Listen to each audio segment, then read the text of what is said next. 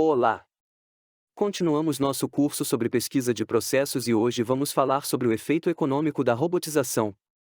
Na lição sobre os princípios de planejamento e pesquisa de processos, dissemos que trataríamos separadamente do tópico de avaliação da utilidade e da eficácia demonstrável dos robôs, pois esse é um princípio muito importante. Portanto, hoje aprenderemos os princípios básicos para avaliar os efeitos da robotização. O que é necessário para fazer isso? A primeira e mais importante coisa é estimar os custos de mão de obra, que se baseiam no tempo gasto por um funcionário ou por vários funcionários, quando estamos falando de um departamento ou de uma divisão, para processar uma determinada quantidade de informações por ano. Por informações, queremos dizer solicitações, documentos, transações, número de entradas, número de operações, informações no sentido mais amplo da palavra. Por outro lado, o tempo que o robô leva para processar as informações por ano dentro do processo automatizado. Geralmente são as mesmas informações, mas às vezes são ligeiramente diferentes. Depende de quanto otimizamos ou alteramos o processo ao robotizá-lo ou até que ponto o robotizamos. Abaixo, calculamos os custos operacionais associados a um funcionário em tempo integral. Calculamos o tempo necessário para processar as informações, que é o tempo total gasto por iteração do processo em minutos. Então, dividimos esse tempo por 60 minutos para convertê-lo em horas. O próximo fator é multiplicado pelo número de solicitações processadas por dia e multiplicado pelo número de dias úteis por ano. Isso dá o tempo total gasto por um funcionário ou robô para executar o processo em estúdio. O mais importante do ponto de vista do cálculo da eficiência econômica é calcular corretamente os custos associados ao trabalho dos funcionários ou os custos associados ao trabalho dos robôs. Quando falamos de trabalhadores, fazemos uma distinção entre custos diretos e indiretos. Nos custos diretos, o mais importante é não esquecer os custos adicionais incorridos pela empresa na execução de determinados processos dos trabalhadores.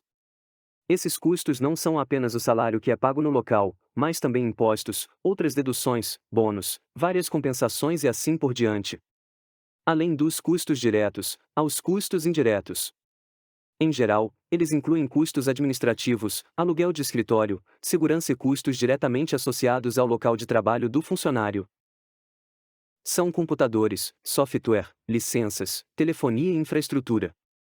Em seguida, há outros custos, obrigações sociais, como o seguro de saúde voluntário, eventos corporativos, desenvolvimento profissional e treinamento de funcionários, etc. Da mesma forma que os custos dos funcionários, há custos indiretos e diretos associados aos robôs. Aqui é igualmente importante não esquecer todos os seus principais componentes. Em primeiro lugar, há o custo do licenciamento, o custo do equipamento, o custo da robotização, o custo direto do desenvolvimento, o custo da implementação e o custo do suporte. Os custos indiretos também incluem os custos administrativos, em particular o gerenciamento dentro do centro de excelência, a infraestrutura de rede e outras licenças. Insistimos mais uma vez que é essencial não esquecer todos os custos que podem ser encontrados e incorridos por trabalhador e os custos da robotização. Modelo simplificado para calcular o retorno sobre o investimento. Em essência, essa é uma correlação entre o custo do trabalho manual e o custo do trabalho robotizado. O custo da mão de obra robótica é o tempo de processamento manual de informações, correlacionado às horas de trabalho do funcionário. Normalmente, esse tempo é de 1920 horas, mas pode variar de acordo com a região, a residência, a empresa e outros fatores. E multiplicamos isso pelo salário anual com a carga tributária e outros custos indiretos sobre os quais falamos no slide anterior. Em seguida, adicionamos custos adicionais na forma de custos trabalhistas e outros custos sobre os quais temos informações. Por analogia com os robôs, correlacionamos o tempo que o robô leva para processar as informações e o correlacionamos com o total de horas de trabalho, que é muito maior e já é de 8.760 horas. Multiplicado pelos custos totais de software, as licenças para o robô e possivelmente licenças adicionais, como o OCR. Isso não deve ser esquecido nos cálculos. Acrescentamos o custo de desenvolvimento, manutenção e software adicional relacionado a esse robô. E também as licenças para a parte central da robotização, o master, que controla os robôs, inicia-os, etc. E correlacionamos o custo da licença do master com o número de processos em execução nele. O número de processos é o caso mais simples, mas pode ser feito com mais precisão observando o custo da licença atribuído diretamente a esse processo. É um cálculo mais preciso, mas, para o nosso caso, será suficiente correlacioná-lo com o número de processos em execução nele. Vamos dar uma olhada na fórmula com um exemplo, para facilitar ainda mais a compreensão. Um grande processo de clientes e consultas das autoridades fiscais ocorrem e são parte integrante do trabalho do Departamento de Contabilidade. Se essas consultas não forem tratadas, haverá multas e até mesmo a empresa poderá ser fechada, portanto, é obrigatório do ponto de vista regulatório e compreensível do ponto de vista da economia de custos e da reputação da empresa. O fluxo de solicitações é bastante grande, pois se trata de uma grande organização, de modo que o Departamento de Contabilidade recebe cerca de 50 solicitações por dia e o tempo médio que um funcionário leva para processar as informações é bastante alto. A duração de cada consulta é da ordem de 3 horas ou 180 minutos. Ao mesmo tempo, há uma taxa de erro bastante alta, de cerca de 15%, de acordo com as estimativas do Deputy Chief Accountant. São solicitações que retornam repetidamente, algumas imprecisões nas respostas, etc. No decorrer da análise desse processo e das entrevistas com a equipe, descobrimos que o uso de um classificador de solicitações reduzirá significativamente os custos de tempo, em até 30 minutos. Essa robotização específica foi dividida em várias etapas. Primeiro, o uso de um classificador, depois a otimização do processo em si, em seguida, a robotização e a automação do trabalho com um grande número de sistemas que o robô usa já são empregados na formação de uma resposta. Mas esse robô foi desenvolvido em etapas, portanto, estamos falando da realização e do comissionamento em etapas desse robô. Todas as solicitações que o robô não conseguiu reconhecer completamente devido à ausência de um ou mais recursos, de acordo com as regras estabelecidas, foram marcadas como exceções e redirecionadas para coletar dados adicionais. A pontuação, de acordo com a planilha que consultamos durante este curso, mostrou uma alta prioridade. O processo obteve 256 pontos. Esse é um resultado muito bom porque a robotização do processo pode, de fato, economizar muito tempo. Esse processo é importante, crítico e deve ser realizado durante o horário de trabalho. Ele tem um número e uma frequência razoavelmente normais de operações repetidas por mês. No primeiro estágio de classificação e até mesmo de otimização, os custos subsequentes de sua implementação não são altos e foram estimados como médios. Considerando o longo ciclo de vida dos sistemas com os quais esse robô interage, seu ciclo de vida também é bastante longo.